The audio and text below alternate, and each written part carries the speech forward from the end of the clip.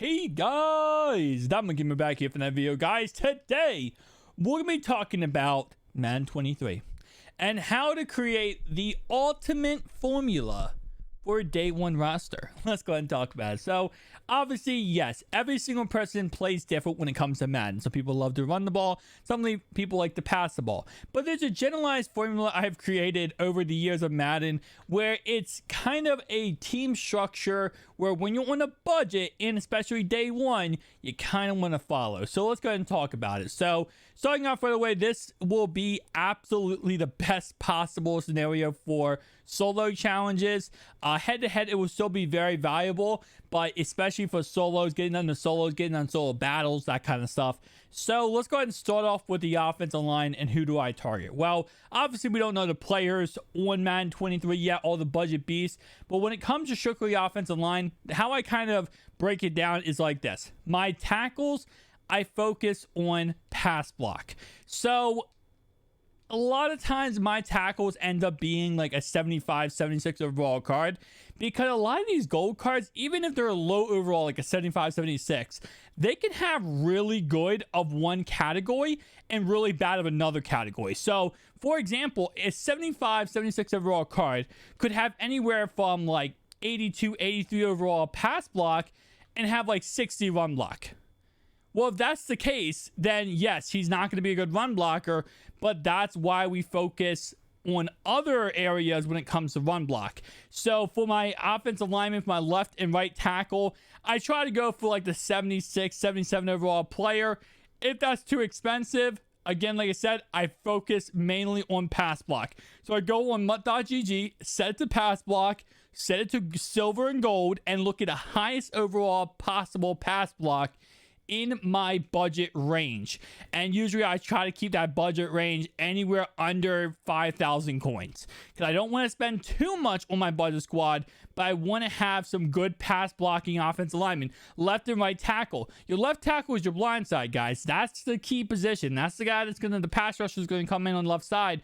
You need to shut that down. So now for my offensive lineman, for my guards, I focus on run block. So a lot of times, especially in solo challenges, you can get by just running the ball straight up the middle. Just straight up the gut, running the ball, halfback dive, especially in a lot of these full game solo challenges. Halfback dive is amazing. Don't get me wrong, I love halfback stretch, but when you're running a budget squad, especially, let's say, for example, you have a, let's say you have an 89, 90 speed silver card back there, a stretch play or a pitch play, your tackles aren't even going to matter if your guy's fast enough. If he's faster than all the solo challenge teams or he's faster than people online, then it doesn't matter if you have a silver card back there. I mean, if you have offensive linemen that have no run block when it comes to your tackles. But if you're running the ball up the middle, that's when you want your guards and your center to have really good run block. So I've again, like I said, with the tackles, I do the same concept, but when it comes to run block, well, I look for the highest run blocking players possible within my budget range. Like I said before, I try my best to keep it within 5,000 coins for each offensive lineman. So that's 25K I spend on my offensive line. That's probably the most I spend, overall wise on any skill group, right? So now we're going to go ahead and look at tight ends. Well, what I like to do for tight ends is, again, like I said before, I like to focus on two different categories. I like to focus on speed and run blocking. A lot of times I might just go ahead and go with two run blocking tight ends because a lot of times they're very cheap and they might be very slow, but it's like an extra offensive lineman out there. So if you think about it like this, you have a two tight end set, one on the left and one on the right, and you do run stretch plays. Well, guess what? Those are pretty much offensive linemen out there. I like to usually, though, look for a more vertical threat, speed guy, and then a run blocking guy. And a lot of times, you're not going to get the 90 speed tight end, especially on a budget, but you can at least get like usually 82, 83 speed, which early on, money. A lot of times there's silver cards, which again, like I said, just keeps it very, very cheap. So on my tight end group, I like to spend around 2K total. Usually you can get like maybe 750 coins for a really, not really good, but a decent blocking tight end with no speed. A lot of those guys are just simply really inexpensive because people want speed on the tight ends. And then you can spend a little bit more, maybe like 1.5K on your actual speed vertical threat tight end.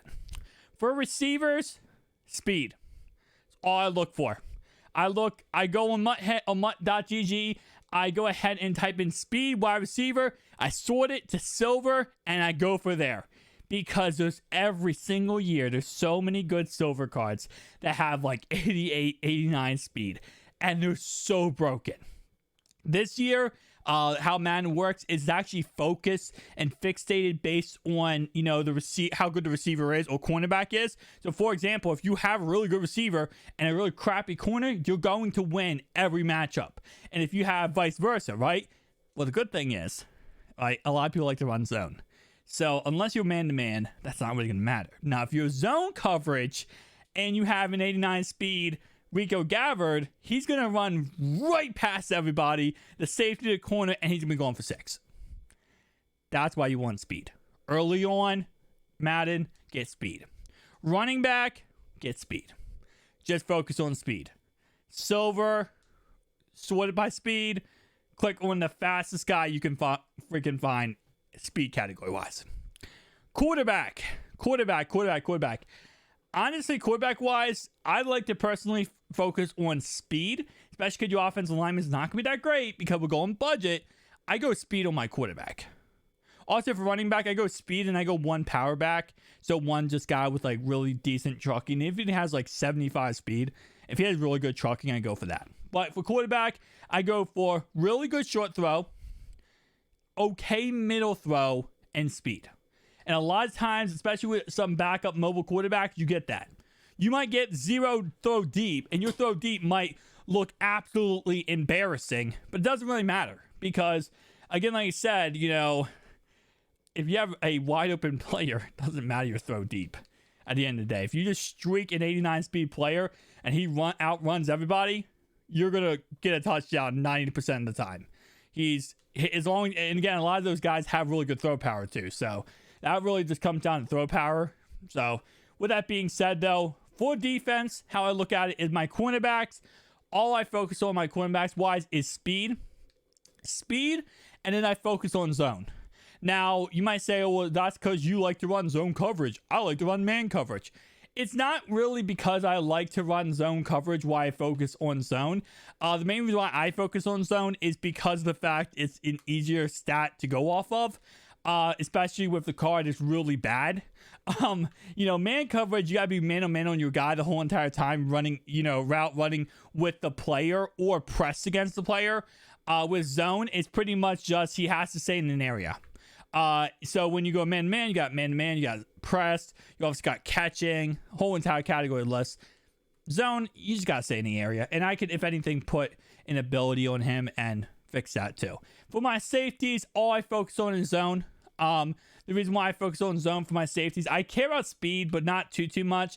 And the faster your safeties are, the more expensive they're going to be.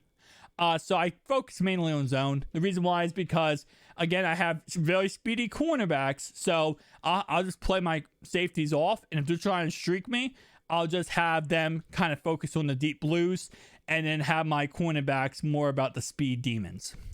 For my linebackers, speed. Defensive linemen, speed. I'm not kidding when I say this. Everything on this defense, for the most part, except for the safeties, I focus mainly on speed. And it's because, again, stretch plays, pitch plays, early on Madden, you're not going to be able to really, if you focus on like, oh, I want this category, you're not going to get speed out of it. And at the end of the day, you could have a guy with 85 play rec, 85 tackle, 85 hit power, 85 zone. But if someone runs a stretch play on you, or a pitch play, or an inside zone on you, or a halfback dive on you, they're going to outrun you. Doesn't matter how good your stuff is. So at the end of the day, I focus on speed, and I get the best I can get within my budget on the other categories. So speed, and then I'm like, okay, after speed for a linebacker, I'm going to prioritize play rec. Then I'm going to prioritize zone coverage. Then I'm going to play, then tackle, then so on and so on, right? And then same thing with defensive linemen. I'm going to go ahead and say, I want really good block shed, right? But I want speed, and then block shed, then power move, finesse move, and then so on and so on. And yeah, so that's how I really build my team. Day one, that's like my formula. Once we actually get the MUT cards revealed, all of them, I will be breaking it down, talking about the budget beats, and really saying what players target day one. But that is the formula I use every single year when it comes to building my ultimate MUT team. Thank you guys for watching. I'll see you guys in the next one. Peace out.